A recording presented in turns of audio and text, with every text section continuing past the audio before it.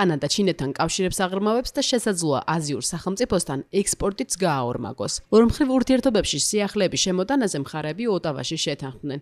იმ იშვიათი ვიზიტისას, რომელიც ჩრდილოეთ ამერიკის კონტინენტზე ჩინეთის საგარეო საქმეთა მინისტრს ვან ის ბოლო აწრეულის მანძილზე პირველად ჰქონდა. კანადის პრემიერთან მარკ კარნისთან საუბრისას მხარეები შეთანხმდნენ თანამშრომლობაზე ენერგეტიკის, ფინანსების, სოფლის მეურნეობისა თუ მეთევზეობის მიმართულებით, აგრეთვე მრავალმხრივი თანამშრომლობის პრინციპებზეც, რასაც პეკინი დიდი ხანია ადვოკატირებს. ოტავას მკაცრად აქვს გადაწყვეტილი სავაჭრო პარტნიორების შორის მრავალფეროვნება შემოიტანოს. ეგრეთ წოდებული დივერსიფიკაცია თეთრ სახლში დონალდ ტრამპის დაბრუნებას და მის უხეშ სატარიფო პოლიტიკას უკავშირდება, მათ შორის მეზობელი კანადის მიმართ.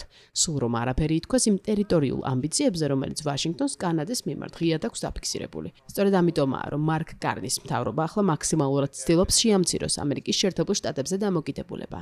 თამაში სხვა ბაზრების შემოყვანით. საგულისხმოა, რომ ბოლო წლის განმავლობაში კანადამ 20-მდე ახალ ეკონომიკურ და უსაფრთხოებით გარიგებას მოაწერა ხელი სხვადასხვა ქვეყანასთან.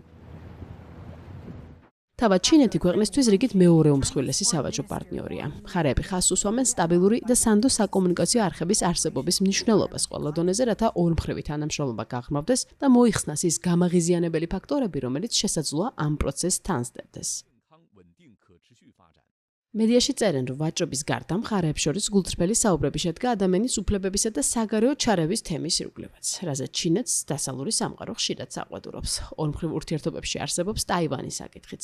სულ ახლახან კანადელი კანონმდებლების კუნძულზე სტუმრობას ჩინეთის წინააღმდეგობა მოჰყვა. მოგვიანებით საკანონმდებლო ორგანოში ითქვა, რომ ვიზიტი ტაივანის დემოკრატიის მიმართ სოლიდარობის გზავნილი იყო, ჩინეთის მხრიდან შევიწროების ფონზე.